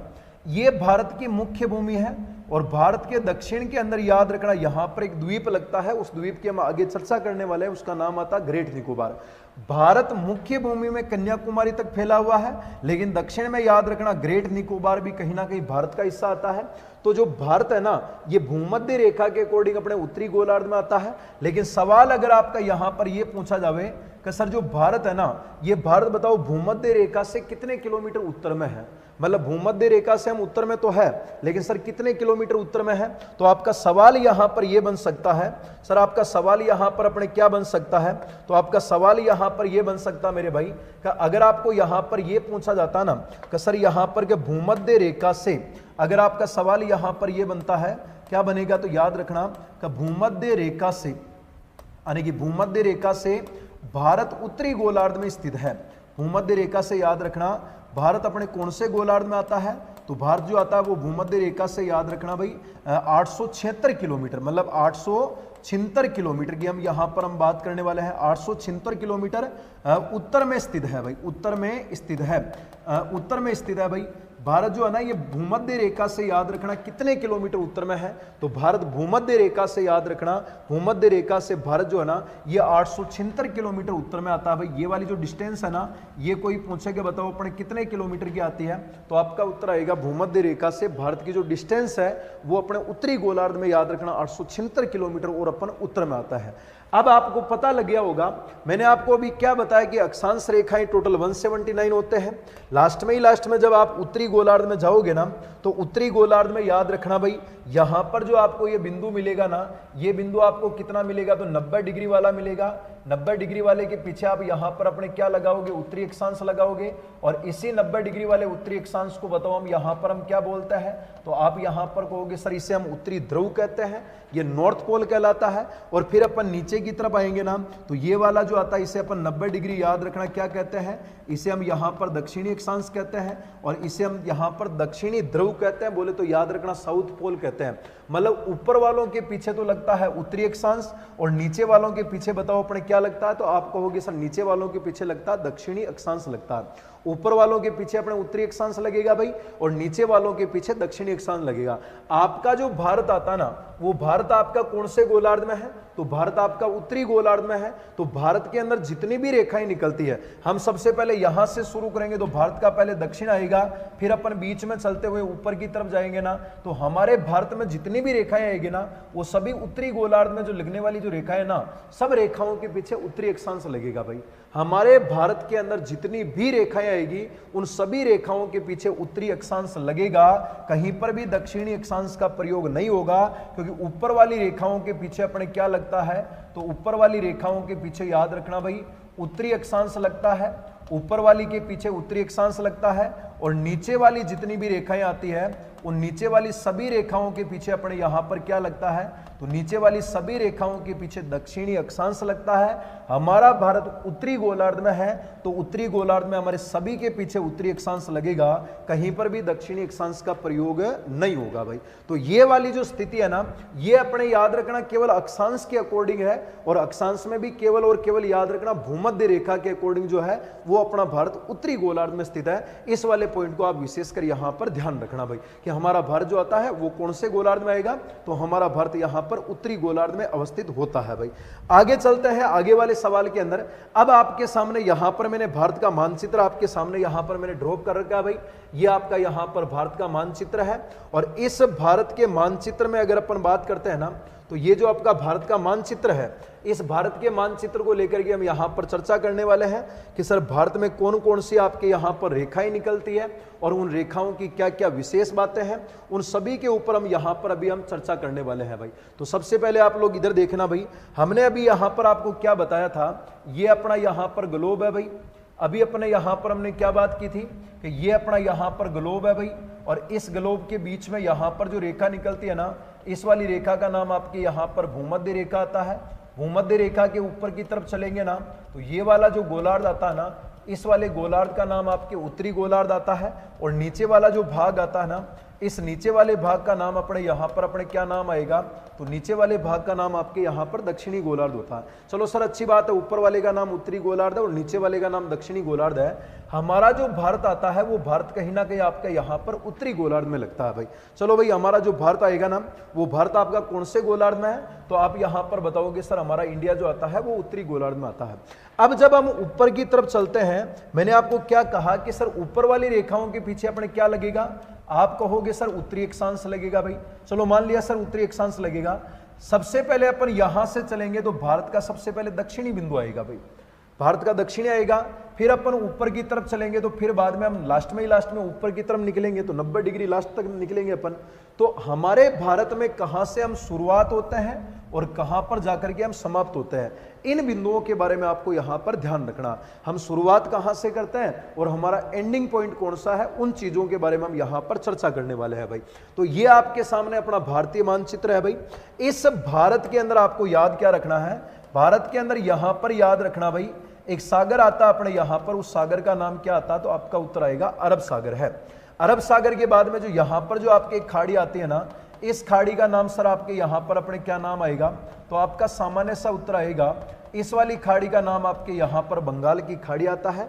और इस बंगाल की खाड़ी के अंदर याद रखना जो हमारा भारतीय भूभाग है ना, इस बंगाल की खाड़ी के अंदर याद रखना यहां पर एक द्वीप लगता है, ये वाला यहां पर लास्ट में मेरा मैप में नहीं है ना, तो इसलिए मैंने यहां पर एक आइलैंड बना रखा है, एक द्वीप बना रखा है। इस द्वीप को हम भारत का सबसे दक्षिणी बिंदु कहते हैं। यह भारत की मुख्य भूमि है। मुख्य भूमि का जो दक्षिणतम बिंदु है ना बेटा, वो मुख्य भूमि का दक्षिणतम बिंदु आपका ये वाला है, लेकिन भारत का जो दक्षिणतम बिंदु है ना वो कहीं ना कहीं आपका यहां पर ये वाला है भाई। भारत का दक्षिणतम बिंदु ये वाला है, लेकिन मुख्य भूमि का दक्षिणतम बिंदु आपका ये वाला है। अगर हम यहां पर अगर अपन बात करते हैं ना कि सर ये वाली जो रेखा निकल रही है ना यहां पर, ये वाली ये रेखा अपने यहां पर कौन सी रेखा आती है, तो यहां पर याद रखना जो रेखा निकलती है वो याद रखना मेरे भाई 6 डिग्री और 45 मिनट निकलती है। और रेखा के पीछे अपने यहां पर अपने क्या लगेगा, तो आपका उत्तर आएगा सर रेखा के पीछे अपने लगेगा उत्तरी अक्षांश लगेगा। 6 डिग्री और 45 मिनट उत्तरी अक्षांश लगेगा। सर उत्तरी क्यों लगेगा, सर ये तो भारत की दक्षिण दिशा है ना यार, सर ये तो भारत का दक्षिण है। अरे भारत का दक्षिण हो सकता है, मैंने आपको क्या कहा, भारत की दक्षिण दिशा है, लेकिन हम ग्लोब के ऊपर कौन से गोलार्ध में है, आप कहोगे सर हम ग्लोब के ऊपर उत्तरी गोलार्ध में है, तो मेरे भाई उत्तरी गोलार्ध में तो उत्तरी अक्षांश लगेगा ना, दक्षिणी अक्षांश कहां से आएगा भाई, हम भारत के तो उत्तरी गोलार्ध में है ना, पृथ्वी के ऊपर तो हम उत्तरी गोलार्ध में है। और उत्तरी गोलार्ध में सभी रेखाओं के पीछे क्या लगता है, तो उत्तरी गोलार्ध में आप कह रहे हो सर कि उत्तरी अक्षांश लगता है। चलो सर अच्छी बात है भाई। तो यहां पर 6 डिग्री और 45 मिनट उत्तरी अक्षांश रेखा निकलती है। सर ये 6 डिग्री और जो 45 मिनट जो उत्तरी अक्षांश रेखा ना, यह संपूर्ण भारत का दक्षिणतम बिंदु है। याद रखिएगा यह संपूर्ण भारत का, अगर हम यहां पर हम बात करते हैं ना तो याद आएगा क्या आएगा, यह संपूर्ण भारत का याद रखना, संपूर्ण भारत का याद रखना कौन सा बिंदु आएगा, तो आपका यहां पर उत्तर आएगा यह संपूर्ण भारत का याद रखना दक्षिणी बिंदु आता है। संपूर्ण भारत का दक्षिणी बिंदु आपका यहां पर आता है। और जो यहां पर आपके एक स्थान का नाम आता ना, सर यहां पर जगह का नाम क्या आता है, तो ये जो जगह आपका जो यहां पर जगह का जो नाम आएगा ना, वो यहां पर अपने क्या आएगा, तो स्थान का नाम याद रखना मेरे भाई, यहां पर जो आपका लगता है उस स्थान का नाम यहां पर आपका इंदिरा पॉइंट आता है। सर क्या नाम आता है भाई, इंदिरा पॉइंट आता है। इंदिरा पॉइंट के बाद में याद रखना इसी को अपन क्या कहते हैं, इसी को याद रखना हम यहां पर मेरे भाई पिगमेलियन पॉइंट के नाम से भी पुकारा जाता है। पिगमेलियन पॉइंट भी इसे अपन कहते हैं भाई। और पिगमेलियन पॉइंट के अलावा याद रखना इसी को ही अपन और क्या कहते हैं, तो याद रखना मेरे भाई इसी पॉइंट को हम यहां पर पार्सन पॉइंट भी कहते हैं। और कभी कभी इसे अपन लाहीचिंग पॉइंट के नाम से भी पुकारा जा सकता है। और सर इसे और अपन क्या कहते हैं, तो आपका यहां पर जो उत्तर आएगा ना, और इसे अपन क्या कहते हैं, तो आपका सामान्य सा उत्तर यहां पर आता है पार्सन पॉइंट कह दो, चाहे इंदिरा पॉइंट कह दो, चाहे सर इसे अपन और क्या कहते हैं, तो इसी को याद रखना भाई हम यहां पर लाहीचिंग पॉइंट के नाम से भी पुकारते हैं। लाहीचिंग पॉइंट के नाम से भी इसे अपन पुकारा जाता है भाई, लाहीचिंग पॉइंट भी अपन इसे कहते हैं भाई, ठीक है ना। ये भी अपने याद रखना भाई भारत का दक्षिणतम बिंदु है। तो पूरे के पूरे भारत का जो दक्षिणी बिंदु है वो अपना यहां पर आता है। और सर इस द्वीप का नाम क्या आएगा, आपका उत्तर आएगा सर ये जो द्वीप आता ना, इस द्वीप का नाम जो यहां पर आता है, उस द्वीप का नाम बताओ अपने, यहां पर क्या नाम निकल के आएगा? तो आपका उत्तर आएगा सर ये जो द्वीप है ना, इस द्वीप का नाम अपना ग्रेट निकोबार है। तो बंगाल की खाड़ी के अंदर जो अंडमान निकोबार जो अपना एक यूनियन टेरिटरी आता है, अंडमान निकोबार नाम का जो आपका केंद्र शासित प्रदेश आता है, उस अंडमान निकोबार का सबसे दक्षिणतम जो बिंदु आएगा, उस बिंदु का नाम आपका इंदिरा पॉइंट आता है। इंदिरा पॉइंट को हम यहां पर पिगमेलियन पॉइंट भी कहते हैं। याद रखिएगा, क्या प्रश्न बन सकता है? इंदिरा पॉइंट भी कहते हैं, इंदिरा पॉइंट को हम यहां पर पिगमेलियन पॉइंट भी कहते हैं, और पिगमेलियन पॉइंट को हम पार्सन पॉइंट भी कहते हैं, और पार्सन के अलावा हम इसे लाहीचिंग पॉइंट भी कहते हैं। यह संपूर्ण भारत का दक्षिणतम बिंदु आता है, जो अपने कौन से द्वीप पर लगता है? आपका उत्तर आएगा सर ये भारत के ग्रेट निकोबार में लगता है, जो अंडमान और निकोबार का एक पार्ट आता है। ये पूरे के पूरे भारत का दक्षिणतम बिंदु आता है। याद रह जासी ना? बिल्कुल सर, अच्छी बात याद रह जाओगी भाई। अगला जो आता है ना, यहां पर निकलने के बाद फिर अपन आगे चलते हैं। पहले 6 डिग्री 45 आएगा भाई, फिर अपन आगे चलते हैं, और यहां पर याद रखना ये रेखा निकलती है, ये वाली जो रेखा निकलती है ना बेटा, ये वाली रेखा 8 डिग्री और 4 मिनट उत्तरी अक्षांश रेखा निकलती है। सर कितनी आती है भाई? 8 डिग्री और 4 मिनट उत्तरी अक्षांश रेखा आती है। 8 डिग्री 4 मिनट, यहां पर 6 डिग्री 4 मिनट है, यहां पर 8 डिग्री 4 मिनट है, यहां पर 6 डिग्री और 45 मिनट है, और यहां पर 8 डिग्री और 4 मिनट उत्तरी अक्षांश है भाई। यह भारत की मुख्य भूमि का दक्षिणतम बिंदु है। सर क्या बनेगा? तो आपका सवाल बनेगा, यह भारत की मुख्य भूमि का, याद रखना मेरे भाई, यह भारत की मुख्य भूमि का दक्षिणतम बिंदु आपका यहां पर निकल के आता है। भारत की मुख्य भूमि का दक्षिणतम बिंदु आपका यहां पर आता है। ये भारत की, याद रखना भाई, मुख्य भूमि का दक्षिणी जो बिंदु आता है ना, ये भारत की मुख्य भूमि का दक्षिणी बिंदु आपके यहां पर आता है। सर मुख्य भूमि का दक्षिणतम जो बिंदु है, ये कौन से राज्य में लगता है? तो आपका उत्तर आएगा सर ये जिस राज्य में लगता है ना, उस राज्य का नाम यहां पर आपका जो आता है, उस राज्य का नाम आपका यहां पर सर तमिलनाडु होता है। राज्य का नाम सर तमिलनाडु आता है, चलो मान लिया, लेकिन सर यहां पर जगह का नाम क्या आता है? तो आपका सीधा सीधा उत्तर आएगा सर यहां पर जो जगह आती है ना, उस जगह का नाम आता है यहां पर सर क्या नाम आएगा? तो स्थान का नाम आता सर यहां पर कन्याकुमारी होता है। अच्छा, कन्याकुमारी है क्या? जी हाँ, यहां पर कन्याकुमारी आता है, और इसी कन्याकुमारी को और हम यहां पर हम क्या कहते हैं? तो आपका उत्तर आएगा सर कन्याकुमारी को हम यहां पर केप कमोरिन अंतरीप के नाम से भी जाना जाता है। केप कमोरिन अंतरीप के नाम से भी याद रखना, इसे हम जानते हैं भाई, केप कमोरिन अंतरीप कह दो, चाहे इसे याद रखना अपने कन्याकुमारी कह दो। कन्याकुमारी या केप कमोरिन अंतरीप कहां पर आएगा? ये आपका उत्तर आएगा सर तमिलनाडु में आता है। ये भारत की मुख्य भूमि का दक्षिणतम बिंदु आता है। यहां पर 8 डिग्री और 4 मिनट उत्तरी अक्षांश रेखा यहां पर निकलती है। यहां पर 8 डिग्री 4 मिनट उत्तरी अक्षांश रेखा यहां पर निकलती है। जगह का नाम कन्याकुमारी है या केप कमोरिन अंतरीप है। यह मुख्य भूमि का दक्षिणतम बिंदु है, लेकिन संपूर्ण भारत का दक्षिणतम बिंदु ग्रेट निकोबार पर इंदिरा पॉइंट है, या पिगमेलियन पॉइंट है, पार्सन पॉइंट है, या लाहीचिंग पॉइंट है। और ये जो अपना जो पिगमेलियन पॉइंट है ना बेटा, यह याद रखना भाई एक बार डूब गया था। सर ये कब डूबा था? तो आपका यहां पर उत्तर आएगा मेरे भाई, ये जो अपना लाहीचिंग जो पॉइंट है ना, ये याद रखना भाई 26 दिसंबर 2004, यानी कि याद रखना ये अपना 26 दिसंबर की हम यहां पर हम बात करने वाले हैं। 26 दिसंबर 2004 को सुनामी के दौरान डूब गया था। 2004 को याद रखना, 4 को सुनामी में डूब गया था। सुनामी में डूब गया था भाई, सुनामी में क्या हो गया था? तो आपका उत्तर आएगा सर ये सुनामी के अंदर आपका यहां पर डूब गया था। सर ये कब डूबा था? तो आपका उत्तर आएगा सर ये 26 दिसंबर 2004 को जो सुनामी आई थी ना, तो उस सुनामी के अंदर डूब जाता है। कौन डूब जाता है? इंदिरा पॉइंट डूब जाता है, या पार्सन पॉइंट डूब जाता है, जिसे अपन पिगमेलियन पॉइंट के नाम से भी जानते हैं। ये 26 दिसंबर 2004 को सुनामी में डूब गया था। ये वाला सेकंड ग्रेड अभी एग्जाम में पूछा गया था कि इंदिरा पॉइंट के ऊपर 2004 में आई सुनामी के दौरान सबसे ज्यादा जो नुकसान पहुंचा था वो कहां पर पहुंचा था? तो आपका सामान्य सा उत्तर आएगा, ये अपना याद रखना, यहां पर पार्सन पॉइंट या इंदिरा पॉइंट के ऊपर सबसे ज्यादा नुकसान पहुंचा था भाई। तो सबसे पहले अपन ने 6 डिग्री 45 मिनट निकाली ग्रेट निकोबार से, फिर तमिलनाडु के कन्याकुमारी से 8 डिग्री और 4 मिनट निकाली, फिर यहां से हम 8 के बाद में 9, 10, 11, 12, 13, 14, 15 ऐसे हम चलेंगे ना। तो याद रखना बाबू, लास्ट में जो है ना, ये अपना भारत का याद रखना भाई नॉर्थ पॉइंट आता है, और यहां पर जो रेखा निकलती है ना, वो रेखा याद रखना मेरे भाई, यहां पर 37 डिग्री और यहां पर 6 मिनट उत्तरी अक्षांश रेखा यहां पर गुजरती है भाई। 37 डिग्री 6 मिनट उत्तरी अक्षांश रेखा निकलती है और ये जो अपना 37 डिग्री और जो 6 मिनट जो आपका उत्तरी अक्षांश आता है ना, इसमें आपको यहां पर अपने क्या बात याद रखनी है भाई, तो 37 डिग्री और जो 6 मिनट उत्तरी अक्षांश जो रेखा आएगी ना, यह भारत का सबसे उत्तरतम बिंदु है। मतलब आपको यहां पर क्या याद रखना भाई, तो 37 डिग्री जो 6 मिनट है ना, यह भारत का उत्तरतम बिंदु है भाई। यह भारत का याद रखना भाई, यह भारत का सबसे उत्तरतम बिंदु आपका आता है।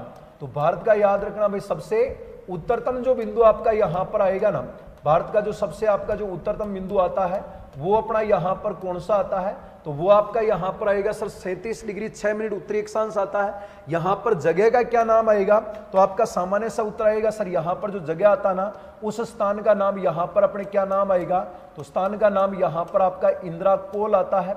इंदिरा कोल आता है सर। ये इंदिरा कोल जो आता है ना, ये सर अपना कहां पर लगता है, तो आपका सामान्य सा उत्तर आएगा सर, ये इंदिरा कोल जो आएगा ना, ये अपना लद्दाख के क्षेत्र में आता है। इंदिरा कोल लद्दाख में है। इंदिरा कोल कहां पर है भाई, लद्दाख में है। जबकि इंदिरा पॉइंट कहां पर है, ग्रेट निकोबार में है। इंदिरा कोल उत्तर है, इंदिरा पॉइंट दक्षिण है। इंदिरा कोल कहां पर है भाई, तो आपका उत्तर आएगा सर, इंदिरा कोल तो उत्तर में है और इंदिरा पॉइंट कहां पर है, तो इंदिरा पॉइंट याद रखना भाई दक्षिण में है। तो इंदिरा कोल लद्दाख में है, इंदिरा पॉइंट याद रखना भाई दक्षिण ग्रेट निकोबार में है। कोल ऊपर वाला है, जैसे इंदिरा गांधी जी को अपन कॉल करते हैं ना, तो कॉल में जब नेटवर्क नहीं आता तो हम कॉल को ऊपर ऊपर ले जाते हैं, मोबाइल को ऊपर ले जाते हैं। तो कॉल ऊपर है, पॉइंट नीचे है, तो इंदिरा कोल तो ऊपर है, इंदिरा पॉइंट याद रखना भाई नीचे है भाई। तो हमें भारत का जो स्थिति और विस्तार है उसमें हमें क्या बात याद रखनी है कि भारत अक्षांशीय दृष्टि से, याद रखना एक पॉइंट यहां पर मैं और नोट कर रहा हूं कि भारत भूमध्य रेखा के सापेक्ष, याद रखना भारत, याद रखना भाई भूमध्य रेखा की अगर अपन यहां पर हम बात करते हैं, भूमध्य रेखा के सापेक्ष अगर अपन यहां पर हम बात करते हैं, भूमध्य रेखा के, याद रखना भारत भूमध्य रेखा के सापेक्ष कहां पर आता है, तो भूमध्य रेखा के सापेक्ष याद रखना भाई अपना जो भारत आता है ना, ये भारत अपने कौन से गोलार्ध में आता है, तो आपका उत्तर आएगा सर, ये भूमध्य रेखा के सापेक्ष उत्तरी गोलार्ध में आता है। चलो सर मान लिया ये भूमध्य रेखा के सापेक्ष अपना उत्तरी गोलार्ध में आता है। अब सवाल यहां पर यह बनता है कि सर भारत का अगर अपन यहां पर हम बात करें, इसको थ्योरी के रूप में अगर लिखते हैं तो सर हमें क्या लिखना पड़ेगा, तो सबसे जो पहला पॉइंट आता है वो ये आता है सर कि भारत का अक्षांशीय विस्तार कितना है। मतलब भारत का अगर अपन यहां पर हमें कोई बात करता है कि सर भारत का जो अक्षांशीय विस्तार जो आता है ना, ये अक्षांशीय विस्तार कितना आएगा, तो अक्षांशीय विस्तार अपना यहां पर कितना आएगा, तो मुख्य भूमि के ऊपर याद रखना भाई 8 डिग्री और 4 मिनट उत्तरी अक्षांश से शुरू होता है, 8 डिग्री 4 मिनट उत्तरी अक्षांश से शुरू होता है और ऊपर की तरफ याद रखना 37 डिग्री 6 मिनट उत्तरी अक्षांश पर जाकर के ये अपने खत्म हो जाता है। 8 डिग्री 4 मिनट उत्तरी अक्षांश से लगा करके 37 डिग्री 6 मिनट उत्तरी अक्षांश तक याद रखना, ये आपका भारत का अक्षांशीय विस्तार है मुख्य भूमि का। लेकिन दक्षिणी बिंदु तो आपका याद रखना इंदिरा पॉइंट में आता है, जहां पर 6 डिग्री और 45 मिनट उत्तरी अक्षांश रेखा निकलती है भाई। तो एक तो आपको पॉइंट ये वाला नोट तो वैसे सभी करना है भाई, लेकिन यहां पर ये वाली लाइन जरूर लिख देना कि भारत का अक्षांशीय विस्तार कितना है, तो आपका उत्तर आएगा सर ये 8 डिग्री 4 मिनट उत्तरी अक्षांश से लगा करके 37 डिग्री 6 मिनट उत्तरी अक्षांश तक है। 8 डिग्री 4 मिनट उत्तरी अक्षांश से लगाकर 37 डिग्री 6 मिनट उत्तरी अक्षांश तक है। अगला जो सवाल यहां पर यह बनता ना, अगला सवाल सर यहां पर क्या बनता है, अगला पॉइंट यहां पर यह आता मेरे भाई, जो अपना जो भारत आता ना, इस भारत में अगर सवाल आपका यहां पर यह पूछा जाता है कि सर बताओ कि भारत का अक्षांशीय बताओ अंतराल कितना है, मतलब अक्षांशीय अंतराल बताओ कितना आता है, तो अक्षांशीय अंतराल के लिए बड़े में से छोटे को माइनस करना पड़ेगा सर। माइनस हम कैसे करेंगे सर, तो याद रखना ऊपर की तरफ कितना आता है, तो ऊपर की तरफ आपके 37 डिग्री और 6 मिनट आएगा, नीचे की तरफ आपके यहां पर 8 डिग्री और 4 मिनट आता है। तो हम जैसे ही इसको माइनस करते हैं ना, तो 6 में से 4 को निकालेंगे आपके यहां पर 2 आएगा, 37 में से हम 8 को निकालते हैं ना, तो यहां पर आपका 29 आता है। मतलब आपका जो भारत का जो अक्षांशीय अंतराल है ना, वो अक्षांशीय अंतराल कितना है, तो आप यहां पर बताओगे सर कि 29 डिग्री 2 मिनट हमारी मुख्य भूमि के ऊपर स्थित अक्षांशीय अंतराल आता है। बाकी भारत का जो दक्षिणतम बिंदु है ना पूरे भारत का, वो अपने याद रखना 6 डिग्री और 45 मिनट आपका यहां पर हो जाता है। चलो कोई ना, मैं इन वाले पॉइंटों को नोट करा देता हूं, आप लोग इन वाले पॉइंटों को नोट जरूर कर लेना भाई। अगर हम सबसे पहले आपके यहां पर चलते हैं, तो याद रखना भाई, सबसे पहला जो पॉइंट आपका यहां पर क्या बनेगा, तो सबसे पहला पॉइंट आपका यहां पर बनेगा भाई कि भूमध्य रेखा, यानी कि भूमध्य रेखा, या हम यहां पर और हम बात करने जा रहे हैं कि विषुवत रेखा के सापेक्ष, भूमध्य रेखा या विषुवत रेखा के सापेक्ष अगर अपन यहां पर हम बात करते हैं तो सापेक्ष याद रखना, भूमध्य रेखा या विषुवत रेखा के सापेक्ष याद रखना, भारत उत्तरी गोलार्ध में स्थित आता है। भारत याद रखना कौन से गोलार्ध में आता है, तो भारत याद रखना भाई उत्तरी गोलार्ध में स्थित है। पेन कॉपी लेकर के बैठना भाई और एक एक चीजों को अच्छे से नोट करना भाई। भारत आपका कौन से गोलार्ध में आएगा, तो आपका उत्तर आएगा सर भूमध्य रेखा के अकॉर्डिंग आपका जो भारत है वो अपना उत्तरी गोलार्ध में अवस्थित होता है। चलो सर अच्छी बात है भाई। अगला पॉइंट यहां पर अपने कौन सा आता है, अगला पॉइंट यहां पर यह आता है कि सर भारत जो आता ना, इस भारत का बताओ अपने अक्षांशीय जो विस्तार आता है, वो अक्षांशीय विस्तार बताओ अपने यहां पर कितना आएगा, तो भारत का जो अपने यहां पर जो अक्षांशीय विस्तार आता है वो अपने कितना आता है, तो 8 डिग्री 4 मिनट उत्तरी अक्षांश से शुरू होता है, 8 डिग्री 4 मिनट उत्तरी अक्षांश से लगाकर कहां तक आता है, तो याद रखना वो 37 डिग्री 6 मिनट उत्तरी अक्षांश तक आता है। अक्षांश तक याद रखना भाई आपका अक्षांशीय विस्तार आपका यहां पर हो जाता है।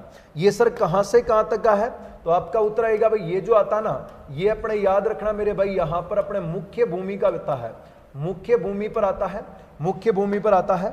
लेकिन अगर आपको यहां पर संपूर्ण भारत का अगर अपन यहां पर हम बात करें ना कि सर संपूर्ण भारत का बताओ अपने कहां से शुरू होता है, तो संपूर्ण भारत का याद रखना भाई 6 डिग्री और 45 मिनट उत्तरी अक्षांश से शुरू होता है, उत्तरी अक्षांश से शुरू होता है और फिर कहां तक जाके खत्म होता है, 37 डिग्री और 6 मिनट याद रखना उत्तरी अक्षांश तक जाकर के खत्म होता है, उत्तरी अक्षांश तक खत्म हो जाता है, उत्तरी अक्षांश तक याद रखना भाई खत्म हो जाता है। ये वाला पॉइंट आपको नोट में याद रखना। बाकी मुख्य भूमि का आपको पूछा जाएगा 8 डिग्री 4 से 37 डिग्री 6, लेकिन पूरे भारत का अगर कोई पूछे ना तो 6 डिग्री 45 वो ग्रेट निकोबार से आपको स्टार्ट करना है भाई। अगला जो पॉइंट आपका यहां पर बनता है वो अगला पॉइंट यहां पर अपने क्या बनता है, अगला पॉइंट यहां पर यह बनता है कि सर भारत का अगर आपको यहां पर यह पूछा जाता है कि सर भारत का बताओ अपने यहां पर कि अक्षांशीय अंतराल बताओ अपने कितना आता है, मतलब अक्षांशीय जो अंतराल है ना, ये अक्षांशीय अंतराल बताओ अपने कितना आता है, तो आपका उत्तर आएगा सर ये 29 डिग्री और 2 मिनट का आता है, 29 डिग्री और 2 मिनट का आपका अंतराल आएगा। सर अंतराल कैसे निकाला, 37 डिग्री 6 में से 8 डिग्री 4 को लेस किया है भाई। सर कैसे आता है, तो याद रखना भाई 37 डिग्री 6 मिनट माइनस में याद रखना 8 डिग्री और 4 मिनट को लेस करेंगे तो आपका यहां पर जो आएगा वो अपने 29 डिग्री और 2 मिनट आपका यहां पर अंतराल आएगा, ठीक है ना। आपका यहां पर याद रखना 6 में से 4 निकालेंगे 2 आएगा और 37 में से 8 निकालेंगे 29 आ जाएगा भाई। अगला सवाल आपका यहां पर क्या बनता है, अगला सवाल यहां पर यह बनता है कि सर भारत का उत्तरतम बिंदु कौन सा है। भारत का अगर कोई पूछे ना तो भारत का याद रखना भाई उत्तरतम बिंदु की हम यहां पर हम बात करने वाले हैं कि भारत का जो उत्तरतम जो बिंदु आता है वो अपना यहां पर कौन सा आता है, तो भारत का जो उत्तरतम बिंदु आता है ना उसका नाम आपका यहां पर आता है इंदिरा कोल आता है भाई। कौन सा आता है भाई, इंदिरा कोल आता है। और इंदिरा कोल अपने कहां पर आएगा, तो आपका उत्तर आएगा सर लद्दाख में स्थित है भाई। और अगर कोई पूछे ना कि भारत की मुख्य भूमि का दक्षिणतम बिंदु अपने कौन सा आता है, तो याद रखना कि भारत की अगर आपसे सवाल में यहां पर यह पूछा जाता है कि भारत की मुख्य भूमि का दक्षिणतम बिंदु बताओ अपने यहां पर कितना आता है, तो मुख्य भूमि का जो दक्षिणतम जो बिंदु आता है ना, मुख्य भूमि का जो दक्षिणतम बिंदु आता है ये अपना यहां पर कौन सा आता है, तो उस स्थान का नाम आपका यहां पर अपने कन्याकुमारी आएगा भाई। और कन्याकुमारी जो आता ना, या इसे अपन और क्या कहते हैं, इसे अपन याद रखना केप कमोरिन अंतरीप के नाम से भी याद रखना जाना जाता है। केप कमोरिन याद रखना भाई, अंतरीप भी इसे अपन कहते हैं। और ये कहां पर आता है, तो आपका सीधा सीधा उत्तर आएगा सर ये जो आता ना, ये अपने याद रखना तमिलनाडु के अंदर आपके यहां पर लग जाता है। कन्याकुमारी या केप कमोरिन अंतरीप आता है जो तमिलनाडु में आता है, ये मुख्य भूमि का दक्षिणतम बिंदु है, ठीक है भाई। अगला सवाल यहां से अपने क्या बनेगा, तो अगला पॉइंट यहां पर यह बनता है संपूर्ण भारत का दक्षिणतम बिंदु बताओ कौन सा है। तो संपूर्ण भारत का दक्षिणतम बिंदु, संपूर्ण भारत का अगर कोई पूछे ना तो संपूर्ण भारत का याद रखना भाई जो दक्षिणतम जो आपका यहां पर जो बिंदु आता है, संपूर्ण भारत का दक्षिणतम बिंदु, उसका नाम यहां पर आपका निकल के आता है सर इंदिरा पॉइंट आता है। क्या नाम आता है भाई, इंदिरा पॉइंट आता है। इंदिरा पॉइंट को हम यहां पर पार्सन भी कहते हैं भाई, पार्सन पॉइंट भी कहते हैं। पार्सन को याद रखना हम इसे पिगमेलियन पॉइंट भी कहते हैं, पिगमेलियन पॉइंट भी कहते हैं। तो सर अपनी कहां पर आएगा, तो आपका उत्तर आएगा सर ये तो अपने जो लगता है ना, ये अपने याद रखना भाई कहां पर आएगा, आपका उत्तर आएगा सर ये ग्रेट निकोबार में लगता है। इंदिरा पॉइंट, पार्सन पॉइंट या पिगमेलियन पॉइंट कहां पर है, तो आपका उत्तर आएगा सर ये ग्रेट निकोबार में आता है। और इस जगह पर याद रखना सुनामी कब आती है, तो आपका उत्तर आएगा भाई ये सुनामी आती है यहां पर, याद रखना भाई 26 दिसंबर 2004 को याद रखना यहां पर सुनामी आती है। 2004 को याद रखना यहां पर क्या आती है, सुनामी यहां पर आपके यहां पर आती है। और सुनामी के दौरान ये डूब जाता है, लेकिन वर्तमान में ये पुनः अपनी स्थिति में वापस निकल के आ चुका है भाई। तो ये वाले 4-5 पॉइंट जो है ना, ये आपको भारत के अक्षांशीय विस्तार के अंतर्गत आपको थोड़ा सा ध्यान रखना है भाई, ठीक है ना। तो ये वाली जो अपनी क्लास यहां पर होती है ना, इस वाली क्लास में हमने यहां पर हमने बात की कि भारत का जो अक्षांशीय विस्तार है और जो महत्वपूर्ण जितनी भी अक्षांश रेखाएं है ना, वो रेखाएं अपने कितनी होती है, किस प्रकार से अपने रेखाएं खिंच जाती है, भारत का उत्तरतम बिंदु कौन सा है, भारत का दक्षिणतम बिंदु कौन सा है, भारत की क्या अपनी विशेषताएं हैं। आगे वाली जो अपन क्लास लेकर के आ रहे हैं ना, उसमें जो अपना पॉइंट रहेगा वो अपने कर्क रेखा को लेकर के रहेगा, या भारत के जितने भी देशांतरों के बारे में हम यहाँ पर आगे वाली क्लास में हम चर्चा करने वाले हैं। तो सभी विद्यार्थी अच्छे से आराम से इसके नोट्स बनाना। हम मिलते हैं आगे वाली क्लास में, तब तक के लिए सभी को धन्यवाद, सभी को जय हिंद, सभी को राम राम और राधे राधे साहब।